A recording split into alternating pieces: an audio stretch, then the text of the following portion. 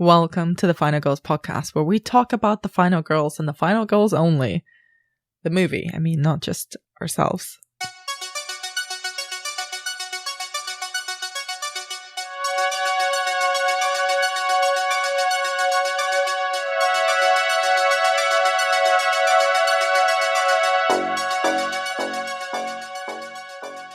I'm Anna Bogutska, co-founder of the Final Girls Collective and your podcast host. If you're new to this show, we are currently in the final 2010 stretch of this fourth series of the podcast where we're looking at teen horror in depth. Very much bending the definition of who gets to be a teen in a horror film and exploring why teenagers and very often teenage girls make for some of the most compelling protagonists and villains of this subgenre. Today is probably the most unhinged double bill of the series so far.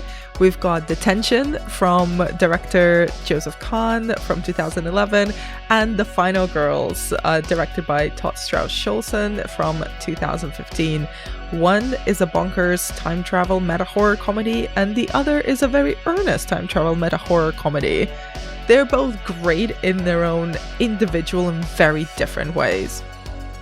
Joining me to discuss both of these films is returning guest, horror connoisseur and film producer Jen Handorf.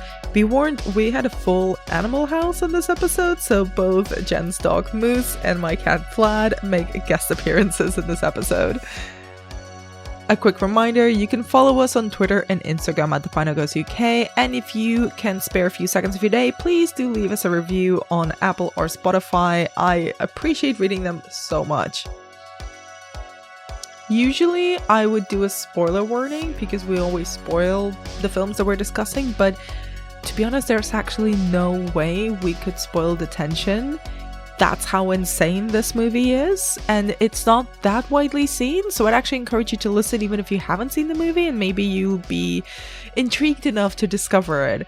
And I love The Final Girls, and we don't really spoil the ending, so do stay for that part of the episode if you need to be convinced to watch it or to rewatch it. And with all of that said, please enjoy our take on Detention and The Final Girls. You know what? I can't believe, Jen, the last time that we recorded together, it was pre-pandemic. That's bonkers. And it was in the very first season of this podcast, which I feel like I should apologize to you for. What did I do? Was I that bad? No, you were great. You know, I still sometimes to myself repeat the jokes that we did during that episode. Good. That's when you can get inside jokes from one afternoon discussing American Horror Story, then everything's good. Yeah, you know what? I'm glad that was great fun too, and this as well. Because rewatching for that and then rewatching for this was really a lot of fun. It was great to get back into these films that I hadn't really, or in that case TV show that hadn't really seen since they came out. I'm going to rectify this and just be blowing up your phone constantly now to talk about films. But let's do it. This way, you realize, because Dan, my husband Dan, does the Arrow podcast, and so at the moment he gets to sort of prioritize because they're for the podcast. He has to watch them. They're for the podcast. And then when I told him that no, I was watching Detention last night because it's for a podcast, it was like, boom, Detention straight on the screen.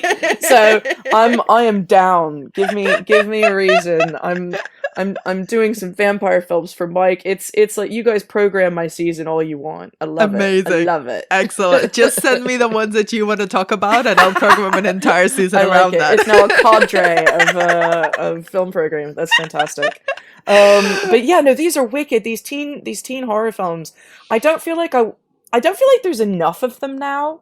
I don't know if you've touched on that with anybody else, but in watching these, and I realize that Final Girls is only, 7 years old. Okay, that's not only, is it? That is ages ago. Aside from like remakes, like the new Halloweens, there's not really a lot of teen slashers or teen horror films about, if I made that up. Or you know what? You're the first person to bring that up, and as you were talking, I think you're right.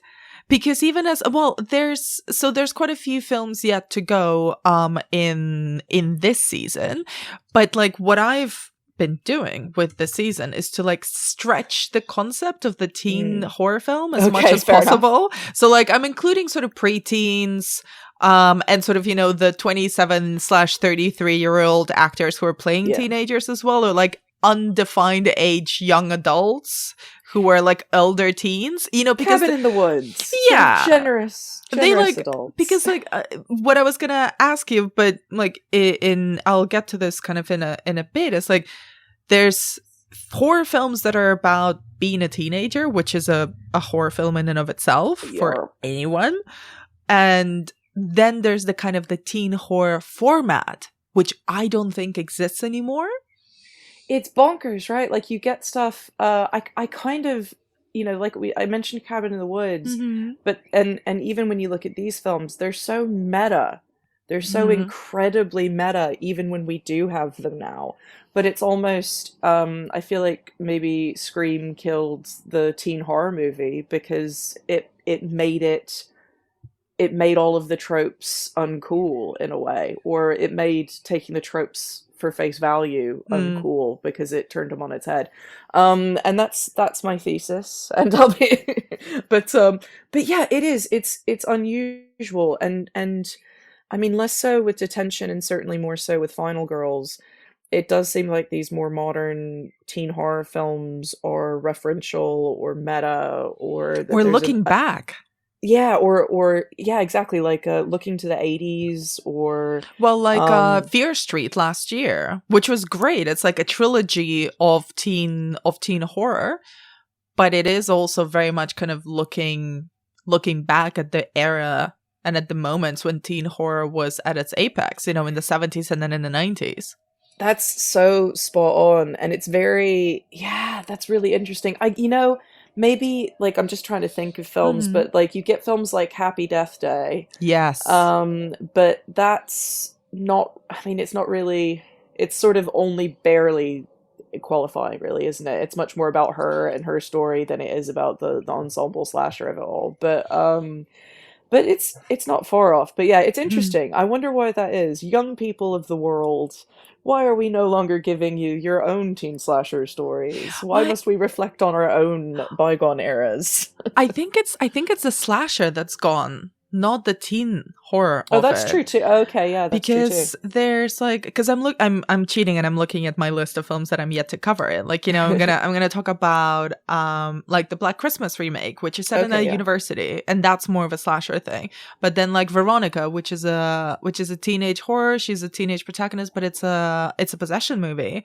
Or then stuff like Knives and Skin, you know, the Jennifer Reeder film, which is like basically a Twin Peaksy and sort of, you know, what happens after there is a murder type thing. And then like Freaky, which is a body swap movie. Freaky. Yeah, and how nostalgic is the body swap movie? Yeah. Like it's definitely nostalgic, isn't it? These kind of films. And maybe that's what it is. Maybe when we were younger, they were for us, and now they're still for us. But because of that, they're skewed towards an older audience for a nostalgia value, rather than skewing younger for novelty. If that makes sense. To be considered. A lot to think about. But the thing I was gonna ask you, Jen, is what is your own relationship with teen horror? Okay, so I suppose I'm trying to remember like when I saw Scream or when I saw John Carpenter movies or anything like that. But I really don't think I came into them until well after my initial romance with horror began. I think because my way in was through much more sort of psychological aspects. I really honestly, in quite a geeky, dorky way, I think my way in was when I had to write an essay on the slasher at university. I love it! I never knew this! Yeah, so I went to Columbia Film School, which was an amazing experience for a lot of reasons. But one of them was that I actually got to take a class that was on the history of horror films. And it started like focusing on Todd Browning, and it's how I learned about like films like in the 70s, films like Sisters, and just loads of stuff I hadn't really come across before, as well as, you know, the typical knowledge. yeah, we got to write papers. Obviously, you know, it was a very paper heavy school, so we were writing papers every couple of weeks. And one of my papers was on the evolution of the slasher film and how it came out of for the sexual. And see, so much of this I don't remember. I don't know. Like, to some people, this will be old knowledge, and yeah, they've heard it all before. But maybe some people are not aware. A lot of it came out of the sexually transmitted disease scares of the 1970s and 80s, and that's why sex was vilified. It wasn't a puritanical response. It was literally sex was killing people.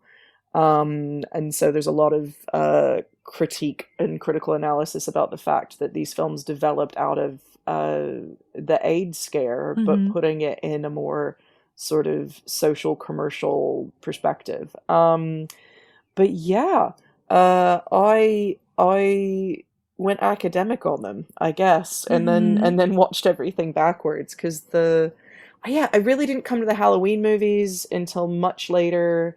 Didn't come to the, you know, Scream. I feel like I must have watched it when it came out, but I don't have any really strong memory of it, because what was that, late 90s? 96. Yeah. So I would have been 13, which would have been perfect. You know, yeah, maybe I didn't see it when it came out because my parents were a bit more puritanical, but I certainly would have seen it by high school. But yeah, it's I loved all of that, like Idle Hands, sort of Devon Sawa, the Final Destination movies I definitely watched earlier. Those were amazing. Do we count those? Or those aren't slashers, but they're definitely teen. They're absolutely teen movies. They're definitely teen, bump them off one at a time movies. 10 Little Indians sort of plays. But yeah, I love those. And if you can hear my dog snoring in the background, just let me know. I will wake him or move. I will never edit that out. Is it Moose or is it Pig? It's little Moosey is over here having himself a nappy nap. God, that's like doggy ASMR. I love it. Hard being this cute all day. There you go. So we'll see if that calms him down a little bit. So let's dive into these two films, because the benefit and the curse of sort of programming like the series so far in advance is by the time I get to the final stretch, I have not seen these films in a long time. Sometimes I haven't rewatched them in years, so even since the first time I watched them. So occasionally it's like watching the film for the first time, and then I put them together for a reason. And I'm gonna admit something. I'd watched Detention probably in 2011, and I had not seen it since. It's such a funny film. Kismet of these two films literally basically having almost an identical conceit.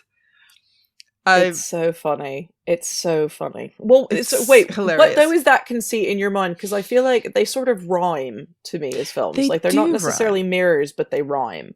They do. I remember Detention being funny in a very 2000 and late Tumblr state era. Oh my god, it's like the teacher who says on fleek a little bit. It's very much being written by people who do not speak the way the characters speak. Yep. It's a very much, and we can talk a little bit about the style of it, Joseph Kahn's kind of direction. It's not a surprise that he's a music video director who really rose to fame in the mid-2000s, because this is, next to #horror, which I covered a few weeks ago, is probably one of those very mid-2000s films that people don't talk about enough. And as just artifacts of its time, I think it's fascinating. It's especially, I love what you're saying about his music video history, because I pegged that as well. And he was a cinematographer on Brandy music videos, and and I feel like you could really see that in this film. It's almost it's, oh god, why can I? It's almost Edgar Wright-esque in its sort of smash cutting and all this kind of stuff. But Edgar Wright got that from MTV, and this guy was the guy shooting tons of these music videos that were from MTV. So it's as you say, it's really not surprising. It is this director's movie. This is exactly, it feels what he intended to do. And I think he does it successfully. It's a thing. Some people don't like these kinds of films, which is perfectly fine. You know, people don't have to like everything.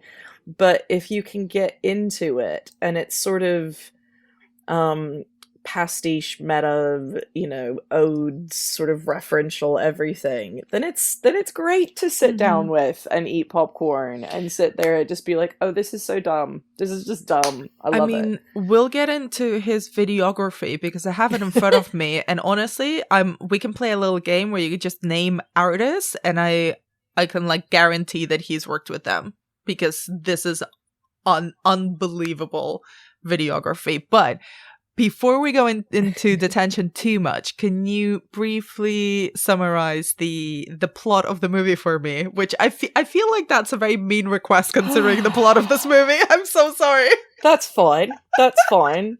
That's, you know, we're in a typical American high school. As is depicted. I love it. I love these things because there's this like television version of high school that exists internationally outside of the States, as sort of this is what it must be like. And people all the time are like, so what were your lockers like? I'm like, I didn't have lockers, dude. We didn't have pep rallies. Like, it's not like that. It's like, you know, these movies have a lot to answer for.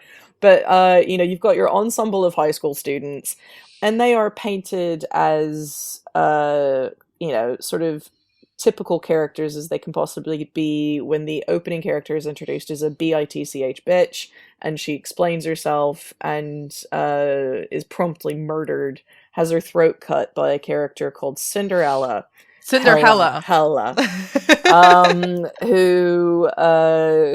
sort of plays background as a baddie for the rest of the film. Our real protagonist is the typical final girl, really, in Riley Jones.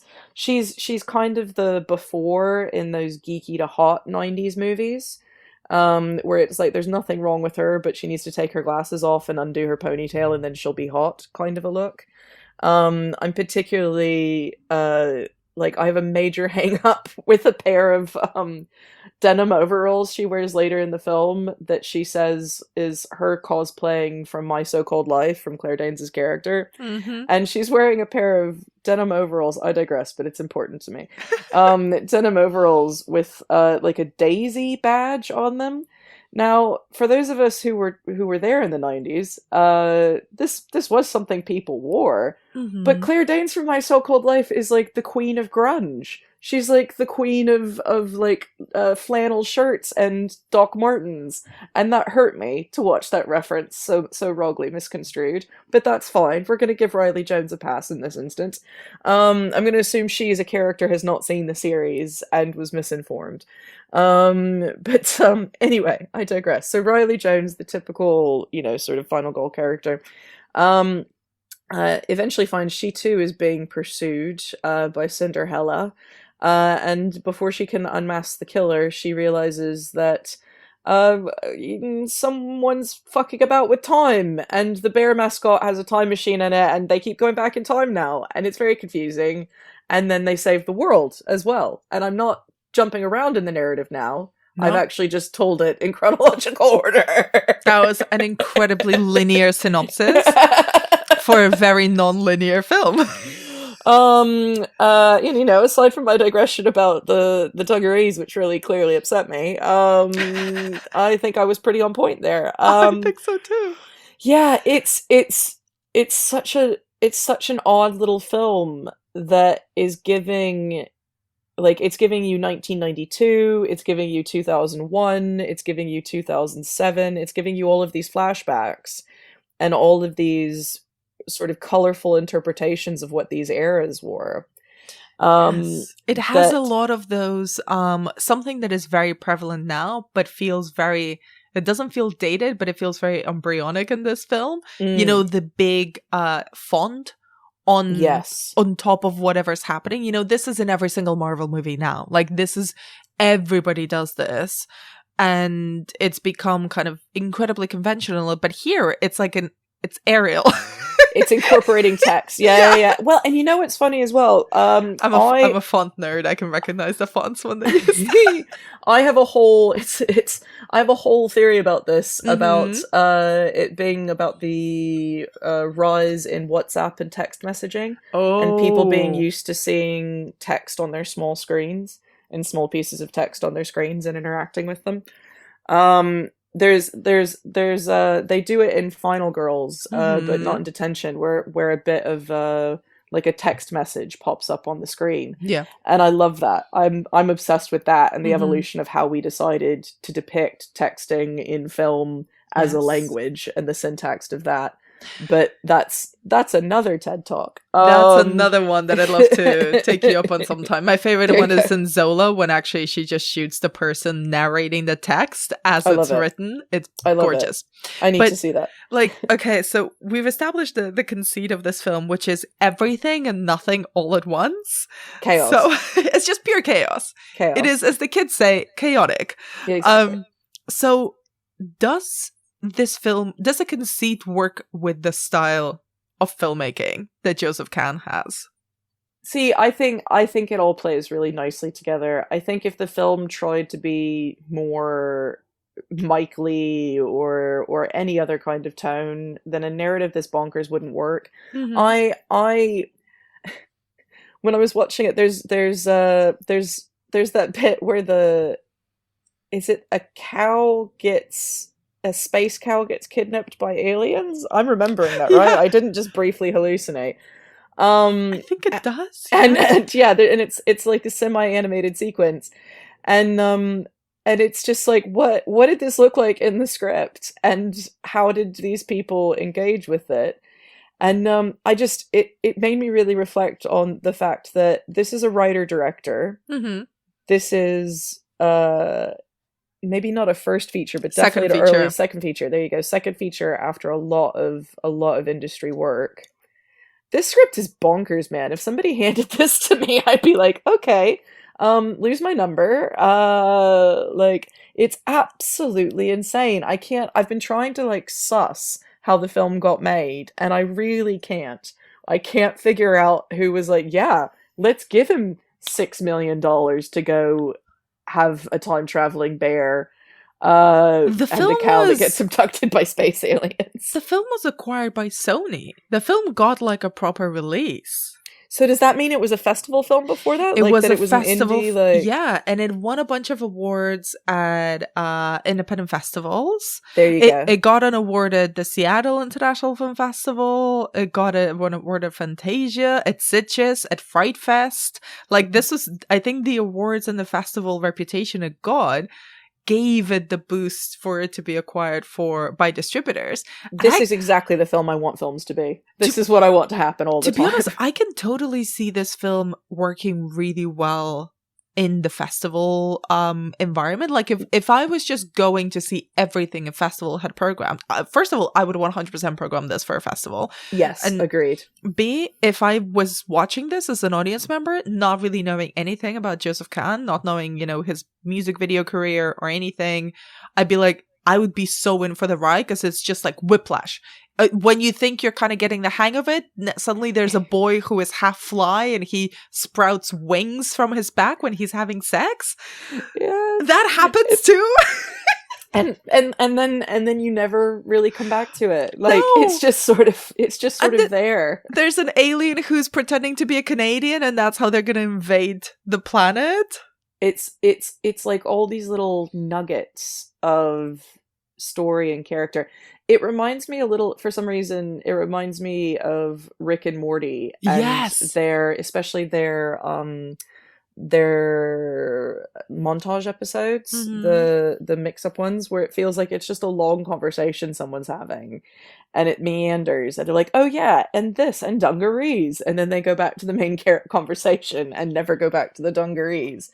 And it's just, it's much like this conversation, but it's perfect. It's perfect for what it is. It's a great festival film. I'm positive a studio would never greenlight this movie. I'm so delighted whoever put money into the damn thing getting made on spec and going to film festivals, whoever did it did, because it's bonkers. and it deserves to exist, and I'm so glad it does.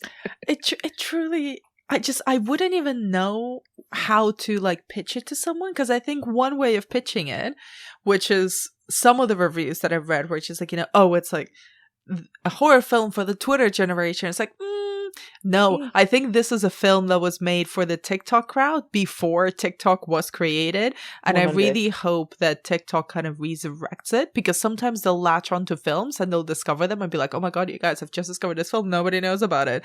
Like they did with Megan is Missing. And then it'll just kind of go viral and have a whole new life with a new audience that have discovered it through this platform. I think Detention could be one of them, because like every single scene could be a TikTok. It's just edited really in that manic style.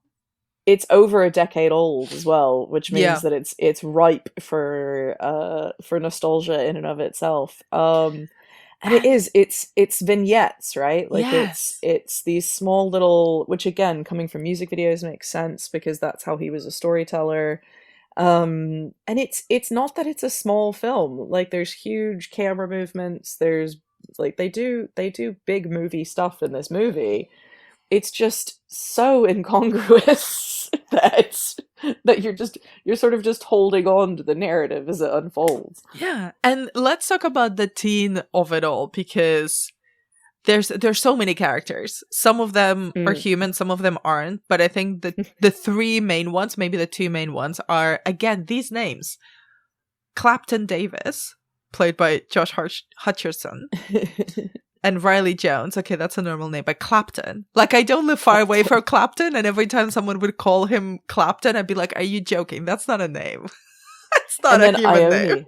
Ione. It's like an Eric Clapton fan. Yeah, it's very Principal Verge. I mean, the Dane Cook of it all. I don't even want to give him the airtime. Yeah, no, let's not. I had forgotten he existed, and I was happier that way.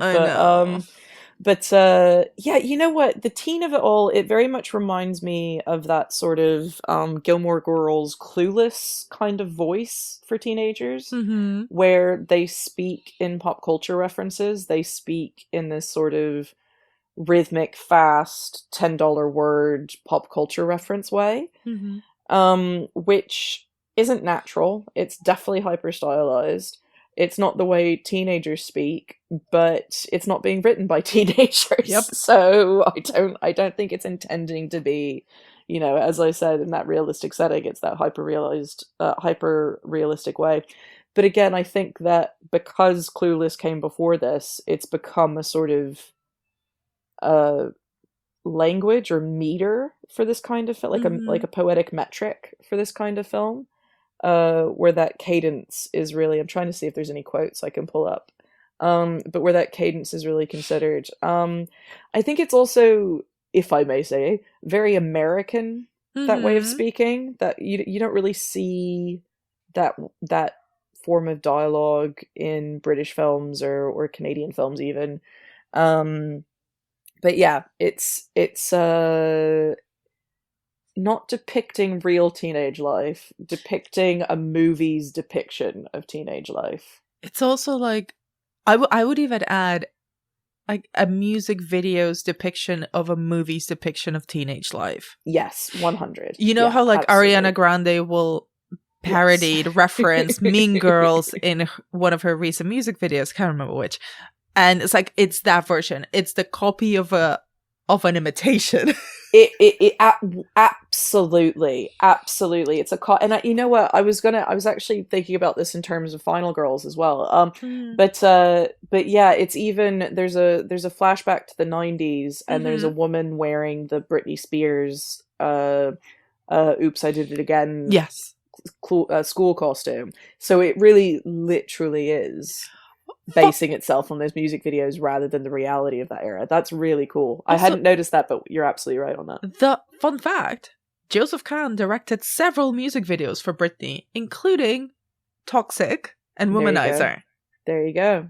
Like, the music in this film, for this level of indie weird little horror film, is insane. Like, there's everyone from Britney to Backstreet Boys to, like, who else is in there? Because they use insane amounts of music in this, don't they? Like 50 Cent, Justin Timberlake is in here. They use music to like signal moments in time in a really cool way. I think if I went through his producers one at a time, I bet that some of them must be music producers. Oh, 100%. Some of them must be music producers, and that's how this film happened. That he got a budget together from some people who trusted his other work. Because the stunt team, the camera team, like all of this stuff is brilliant looking. It's well thought out. There's you know, they know it is as well. I will say they know it is, because when the production designer's credit comes up, my god, this credit sequence, watch the film for the credit sequence alone. Oh my god. It's so good. The handmade Etsy-fication of a credit sequence has never been this unique and detailed. But when it came up to the production designer's credit, it's a sign that Dane Cook walks past it. He goes, "This looks shit," and tears it down. So they know. They know where they're at. They know they're good. But yeah, that's absolutely bang on. If you want to watch a film that is a pastiche of music videos of the early 2000s, this is your one. It's like falling asleep after having had a full bottle of NyQuil and watching MTV in the early 90s. Oh my god. This movie. That's so spot on. Like, I think this is like basically pornography, like a porn film for anyone who has a tinkling for like nostalgia. Yes. Because oh my god. Down from the Nostalgia references, porn. it really is, because like, you know, the dialogue is so quick, so fast paced, and it's all references, and it's both references from like the late 2000s to the 90s in like this egregious way where it's like, oh my god, it's like, it's too much, but also it works because everything about this film is too much. And the thing I mentioned, the kind of the music and the quality of the production, like you mentioned, these are all extremely prolific and very, very good professional people. Yes. The product is absolutely bonkers, but it doesn't age badly because it's all so very well made. I feel like it may have even aged better. Yes. Like, I feel like at the time it was kind of in the middle. It was a bit too wacky, but not wacky enough. But now that we can look back on it, that nostalgia really plays into it. It's got like that added layer of nostalgia. Nostalgia for a nostalgia film. I mean, oh my god, when in the first sequence in the introduction of Ione Sloan, they're like, you know, played by the same actress. The H in bitch is Hoobastank, which is I have not heard that word or the name of the band or their one song in like 10 years. Be grateful. Be very grateful. But yeah, it really is. And I wonder too, for that reason, you can see it not playing internationally, because if I can't imagine a lot of people in France really cared about Hoobastank or knew what it was, but maybe, I don't know. The subtitles for this must be insane to make. Le Hoobastank. But yeah. I did want to ask you about something you texted me last night. Oh gosh, okay. About Josh Hutcherson. Yes. Now known for The Hunger Games. All, you know, beautiful short king, all 5'5" of him. You were talking about how you were missing horror heartthrobs. And I would love for you to expand on that. So I remember like the Devon Saws of it all. Oh, I remember it well. And I'm trying to so going back to like Idle Hands. Yes. And this kind of thing. We used to have horror films that had sort of male heroes in them. And I'm not saying it's bad that the final girls are moving to the forefront, but for people who don't know Devon Sawa before he got old, he was in a little film called Casper and Now and Then. And he was basically like he was Discount Leo. Boy. He was Discount Leo. He was like or One Direction guy or whatever. And all sorts of references there. And he made Idle Hands and Final Destination.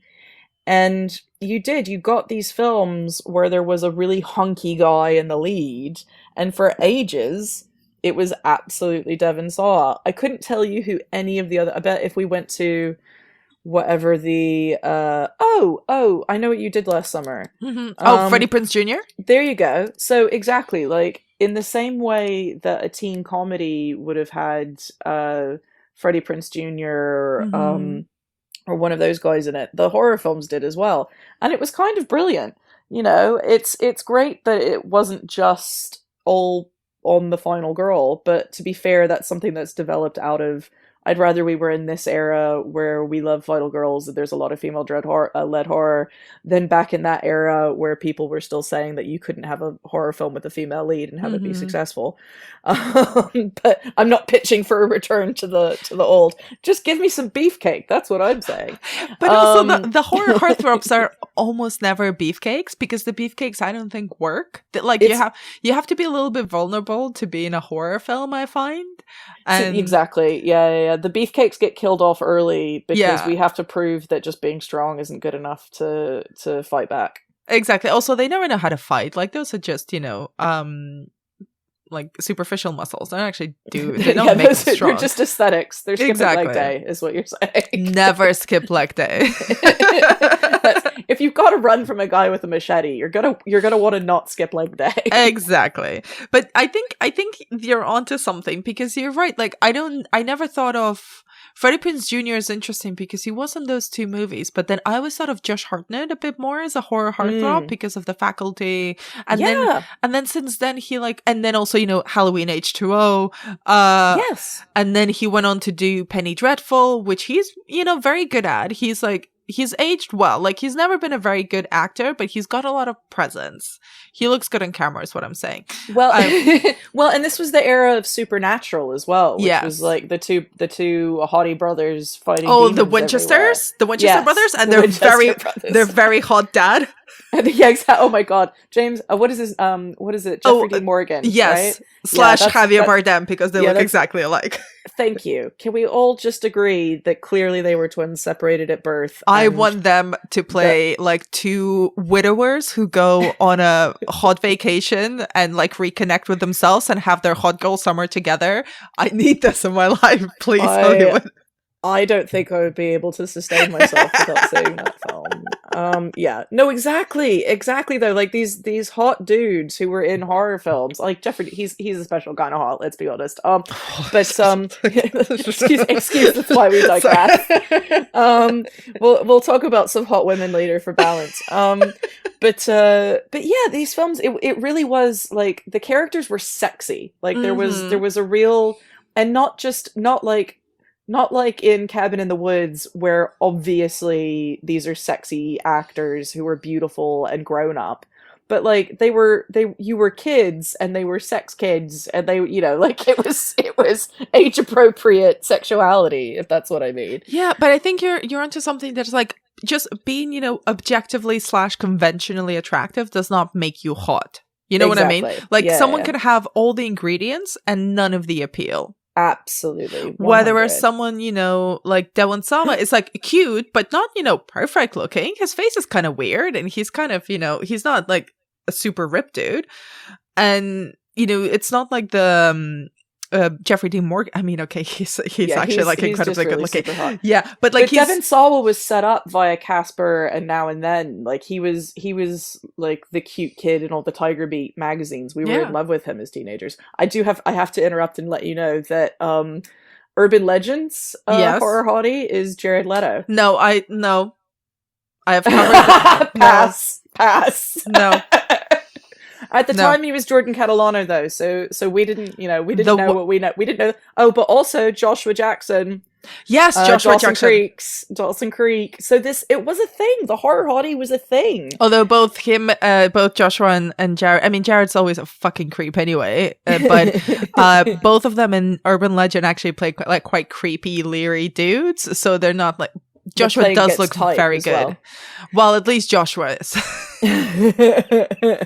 Well, and yeah, maybe I'm wrong, maybe I'm missing out, but I don't know that I haven't seen that being done with a straight face in a really long time. Like we see it done either and this doesn't mean, like, unfortunately, you can't just cast somebody out of nowhere to do this. You have to cast somebody who has a reputation for being a sexy dude. That's part of this horror hottie thing, because it's part of that mythology behind them that exists. Girls already have their poster on the wall, and then they're in a horror film.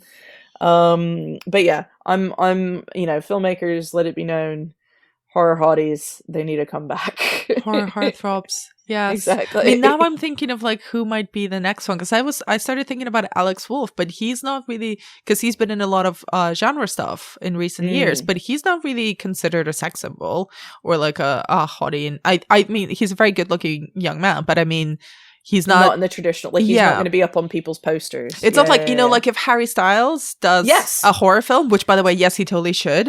Okay, I would like this. No. The rest of the conversation is just a Harry Styles horror film brainstorming session, because let's get Blumhouse on the line. This does not make sense. This hasn't happened. This does not make sense for people who know me, but I am a Harry Styles fan. So there we go. It would be like having Harry Styles in a horror film. Listen, I want to go to that so hard. I've been saying this on this podcast for fucking ages. Harry Styles should play Lestat / Dracula. Okay, or both at different points. Just because you want your fantasies up on screen, does it? No, because I think he has that, like, he's got like that bisexual energy, and all vampires are bisexual. This is canon. I've declared it so. It's happening. it's just logic and canon. Nothing to do with my own fantasy. Nothing to do with your own. And also, just like, I think he's got such a modern vibe about him. I think he'd be so great as a vampire character, because, like, if there were real vampires now, like a millennial contemporary take on the vampire's a seducer. Like, see, I'm down to clown. I'm down to clown with Harry Styles as a vampire, but I don't want to lose my teen slasher with Harry playing the boyfriend who he thinks the baddie but ends up getting killed. I need him for that still. He's got too many tattoos for that. I think he's aged out of that. He's aged out. Oh my god, Harry Styles is aged out of something. Like on Riverdale, where there's one character who has literally his entire both his arms are like covered in tattoos. He has a neck tattoo. I'm like, girl, you're supposed to be 16. When did you have the time? In 4-H club, they all get to practice their needlework. But we digress. The hottie in Detention is Josh Hutcherson.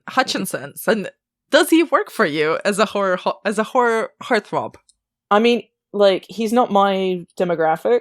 Like, he's much younger than I am, so I see him as a child. But other than that, yeah, fine. I mean, but obviously for Hunger Games, people thought that about him. So that's kind of, he's been cast in that heroic haughty role. He's kind of a prick in this, though, and he's not really the lead either. Like, I feel like the Hunger Games of it all, was that going on at the same, that was started before that was Detention later. No, that was later. It was all later. I feel like it may have been sold on the Hunger Games of it all to some extent, because he's really just a secondary character. He's not even the consistent best friend character. So I think he's getting higher billing than his character necessarily deserves.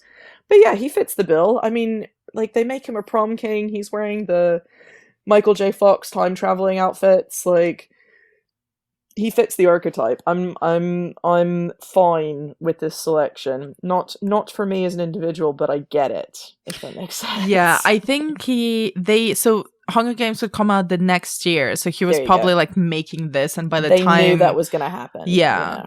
And I think, and he's also an exec producer on this. He's credited as an exec producer. But there is one scene that I was like, oh, this is a teenage girl fantasy. When he's like sort of riding with Riley on his skateboard. Yes, and she's stood on the back or stood on the front or something. Yeah, that's very cute. Yeah, there's a lot of like teenage wish fulfillment being written by adults, which I find very interesting. But I love it. I'm down. I think it's lovely sometimes when it's not leery, and I didn't get any leery vibes from this film, which is quite rare because this is not a good era for anyone. But there's Yeah. The guy who, I can't even remember the character's name, but the guy who is the ultimate baddie, he is a spurned boy. He is. He's basically like an incel. He very much incel. Like, so even with a villain who's an incel, the film really does manage to not be leery or unpleasant. Even, I mean, they definitely talk about people's boobs and they make statements about like sexual statements all the time, but it never feels like it's punching down sexually. Like, it's always everybody's on the same playing field, and that really that character is vilified for being that way, for having that perspective. God, I'm going through trying to figure out who it is, but IMDb has all of their old like modern photos, and none of them look like they do in this film anymore.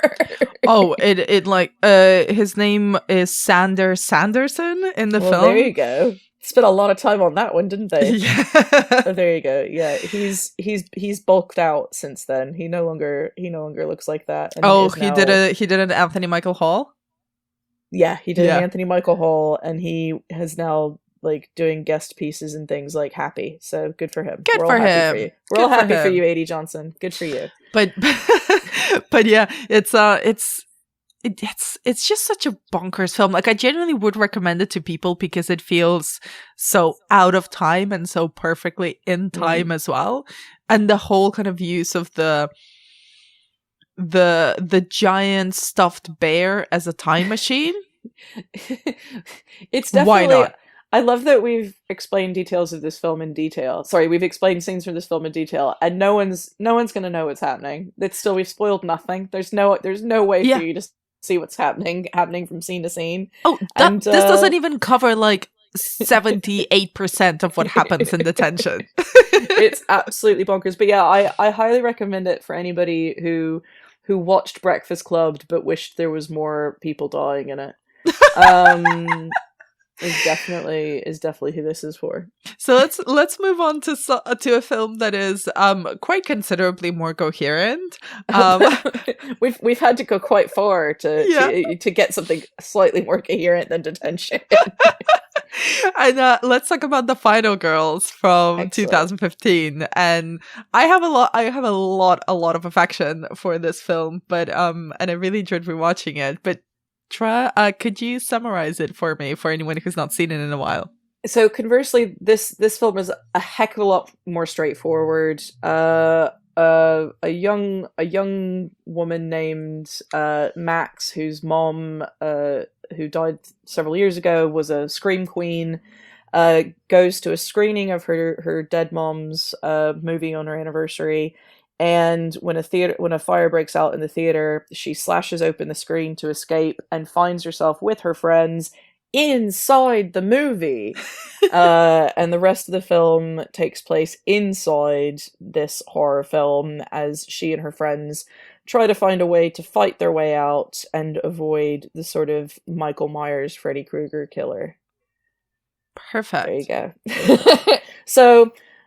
So conversely, I think this film has all the same kind of fun stuff from Detention, but there's a lot more character work going on. Yes. And the performances, I think, are a lot more engaging. Like, you care about the characters as individuals and their story. Like, not to say this is like a heartwarming tale where you care about everyone really deeply, but to be fair, in Detention, you're just trying to follow what's happening on screen. Like, you don't get a lot of time to engage with the characters as individuals.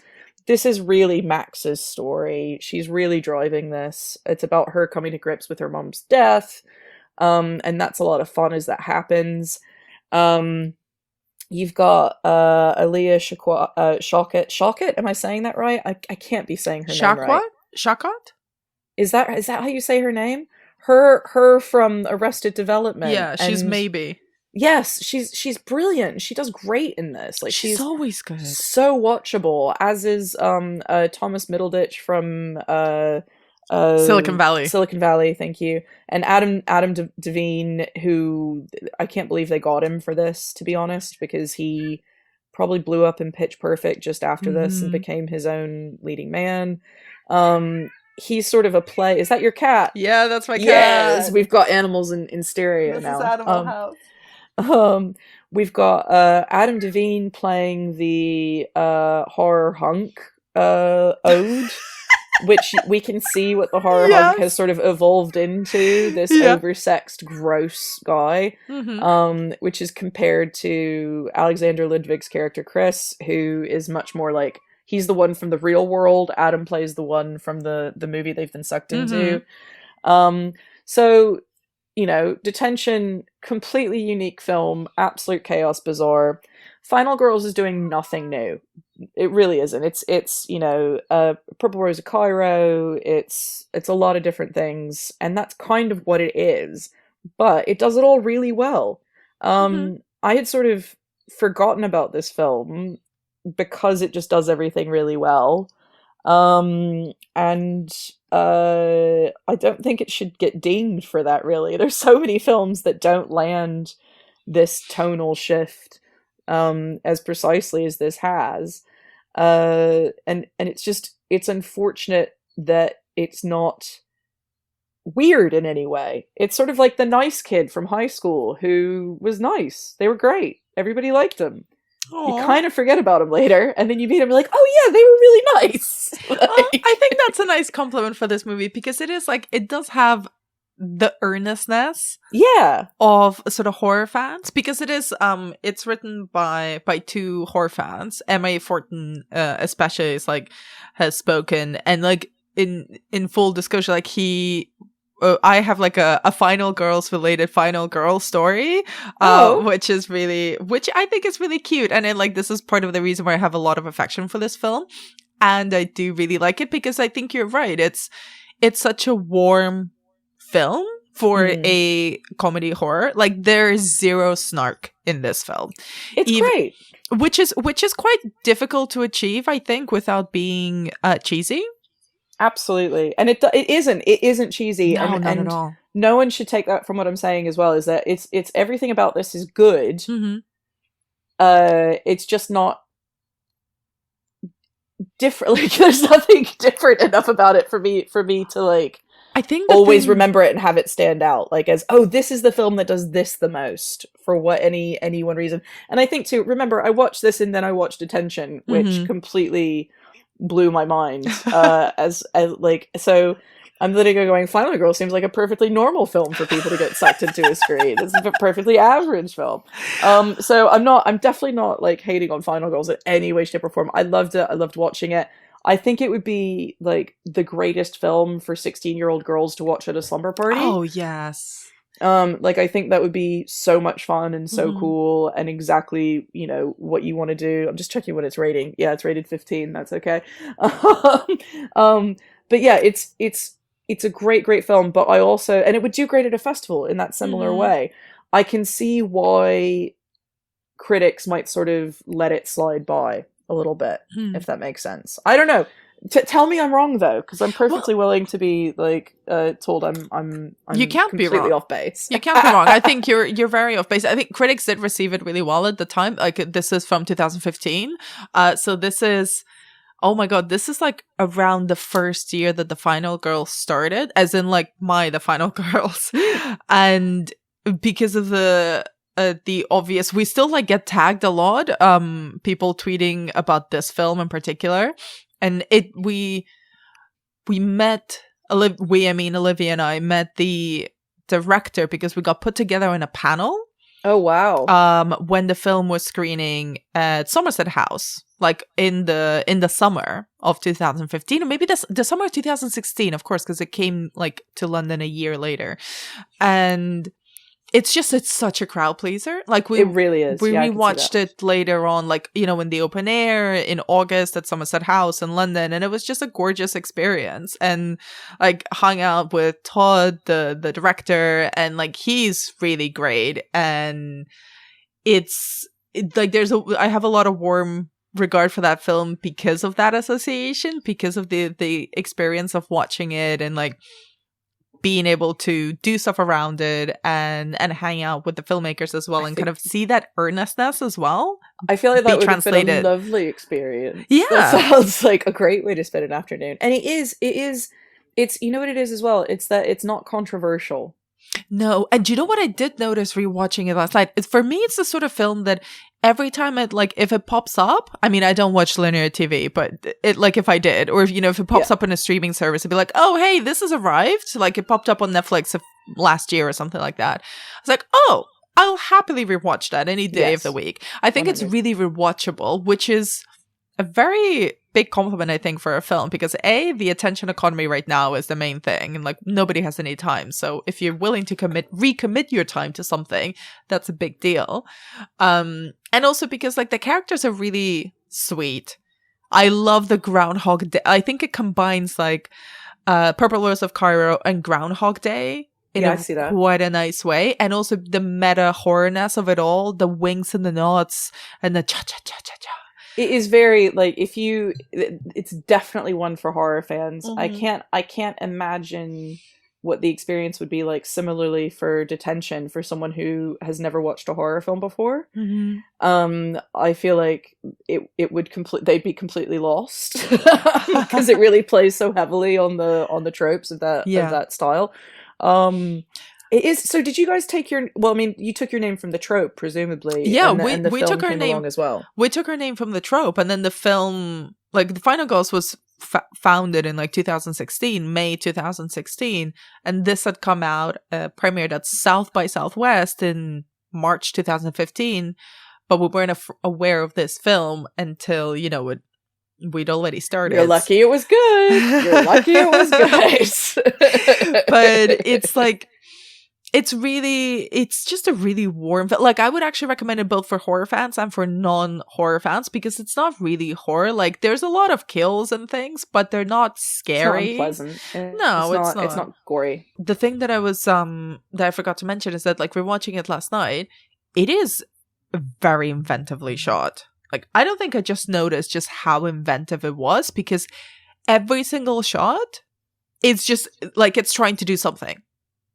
It's going up to 11 in every single sequence. It's kind of incredible the amount of effort that's like put into the visual language of this film, because not a lot of kind of teen focused horror films are that creative with their camera work. So I thought that was interesting too, because this director also started with MTV and television and has since gone on and done Pitch Perfect, which is obviously like huge, the TV series, not the movies, but it's similarly interesting. Like he's got that Flash style. Mm-hmm. He did No One Will Be Surprised to Hear he directed a Harold and Kumar 3D Christmas. I'm a big fan of the Harold and Kumar films as well. You just and honestly, if you know that about him, it is very much like you get the film from him. It's as if the director of Harold and Kumar did a horror film. Okay, got it. Boom, clear pitch. I'm in. But yeah, it's very much his style, and I think even though these are two films that are meta, they're referential, they're referencing horror films, they're two very different tonal films. Mm-hmm. And they're two very and I hate auteur theory, by the way, because I think it diminishes everyone else who worked on the film. But you can see these directors' training and their eye and their perspective in both of these films so clearly, to the extent that if they were directed by anyone else, they would look completely different. Mm-hmm. Totally. And it's interesting to get directors who both have a voice that's strong and also haven't done very much since. You know, we know an Edgar Wright film when we see it. We know a Taika Waititi film. We know a James Gunn film. There's not a ton of directors who are making horror who we can go, that's that person's movie. But these both sophomore effort and first effort really bang on with their voices, like really know how to say what they want to say. Yeah, I mean, Todd went on to make Isn't It Romantic, which I quite liked. It's on Netflix. It's like a meta rom-com, which also feeds into exactly what you're saying. It's a very, very visually minded, very visually gifted director taking on and giving a meta spin, a very similar meta spin, if I'm honest, to a completely different genre that, similarly to slasher films and to teen slasher films, has very specific rules and tropes and even shots. Like, this is kind of digressing, but I think it's interesting to your point. When Isn't It Romantic was coming out, the director Todd Strauss-Schulson posted online like the massive Bible that he had done when he was prepping the film, like genuinely like a 50-page PDF where he had like watched all of these rom-coms and sort of collated the type of shots that were so that kept popping up across all of these films, across That's different awesome. eras. And I'm like, that is such, I mean, you know how everybody, asks everyone who works in film, like, oh, don't you want to direct movies? Like, no, directors are a particular breed of person. That's how you know a director, when they it's so think funny. in It's that like, way. oh, I wish I could. I love a binder. I love to make a binder. And it's, it reminds me of Kate Herron as well. And when she talks about how she pitched for Loki, Yes. the binder she did. Mhm. I think that's beautiful. It's so funny when you say that, because it's so strange to me that not everybody instantly wants to make that binder. But you know what? I think you've hit the nail on the head, because when you look at Final Girls, Mhm. it's a horror film directed by a director who analyzes genre. Yes. And when you look at Detention, it is a music video cinematographer's horror film. Mhm. And that is, music video director cinematographer's horror film. And it is rather than them being horror filmmakers and this is part of their work and they make horror films and it's them both stepping out of their comfort zone into horror and giving it their take. And it's a lot of fun. I think both very successful, especially when you consider how many directors, it's a very close-knit genre, and how many horror directors are horror fans. I think it's clear that these guys both have an affection for it, but they're not horror directors. Like, that's not where they live. And yet they've done a really fun send-up in both films. And what I want to shout out as well is like because I really I really appreciate like the inventiveness of both of them.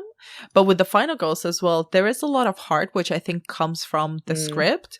And the script is from M.A. Fortin, so it's Mark Alexander Fortin and Joshua John Miller, and they're real life partners. And I think M.A. Fortin is on Twitter as well and kind of tweets a lot. Like, he's a horror fan. Like, he's a genuine, earnest horror fan. And I think you can really feel that heart in the movie. Like, outside of all of the funny, like all of these great, comedic talents of their age who would go on to become very well known for different ways. I mean, Taissa Farmiga, who's the lead, is quite interesting because she's mostly known for horror stuff. But like Machen Amick, no, not Amick, that she's the one from Malin Ackerman, who is also very, very funny. And every time she pops up in comedy stuff, she's excellent. And she's got, the looks of like the hot girl who gets killed penultimate in a Sasha film. But she's got like this earnestness and great comedic timing and kind of no sense of shame around how she moves around the frame. But when we did like there's a real genuine heart that I think comes from the script. And of course it's seen through Max and her grieving of her mother and her relationship with her mother, who is the scream queen from the 80s.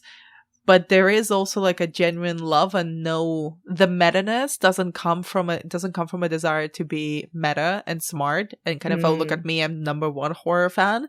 I think it comes from a desire of being like, these movies are really dear and near to my heart. Like affection. Yeah. And I think affection is different from fandom, because you can distill that in a way that you can communicate it to people who aren't fans, but can understand and relate to having an affection for something that makes them feel understood and warm, whether that something is slasher films from the 80s or something entirely different. That is universal.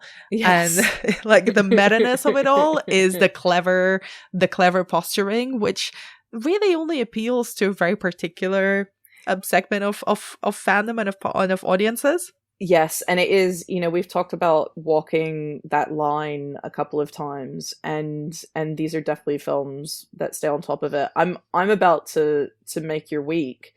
M.A. Fortin and Joshua John Miller are having written and co-directed another meta horror film starring Russell Crowe, Shut the Samantha fuck up. Mathis, David Hyde Pierce, and Sam Worthington.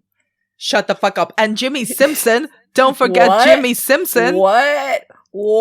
Look at that. Oh my god. Oh, This is gonna and be Adrian amazing. Pasdar and Samantha Mathis? Out this year, apparently. Expected this year. Well, I'm going to be following that with interest. Produced by Kevin Williamson? Oh, be still my heart. I'm literally having palpitations right now. What's Right? happening? Like, how have I not heard about this happening? Come on, movie. This is going to be good. Oh my god, this is going to be great. So yeah, so this is like, this seems like, this is literally the best thing that's ever happened to me on a podcast, is finding out that a movie is coming out that I desperately want to see. I never get excited like this.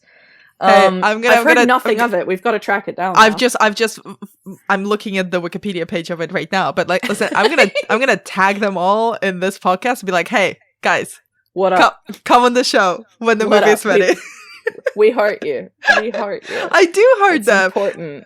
They wrapped in 2019, so things are feeling good for this to happen. Let's send positive vibes out there. I'm here for maybe it'll have a horror hunk in it. Well, I am here for Russell Crowe's horror era. Yes, I'm excited let's for make it. that happen. Let's see where it goes. Well, there we go. We've gone looking backwards. We felt nostalgic. Now we've got something to look forward to. We've perfect come full circle. So Jen, before we wrap up, is there anything about either one of these films that you wanted to say? Oh my god, just watch them both. You know, I was sort of like going into, like, not you know, always enjoy chatting about films, but like I wasn't like, oh great, I get to watch this again. Mm-hmm. And then I sat down, and about 10 minutes into both of them I was like, this is great fun. This is just great fun. This is a good time. So if you need a good time, I highly recommend these films. And yeah, I guess I'll see everybody at the cinema for the Georgetown Project later this year. 100%. So Jen, thank you so much for your time and for your insight. And where can people find more of your work online? Well, people can either come shout me on Twitter at jhandorf, or you can find my films where various films of quality are sold, on Amazon and Netflix. But you know, just come say hi, and we'll talk about movies. Amazing. Thanks so much. Nice one.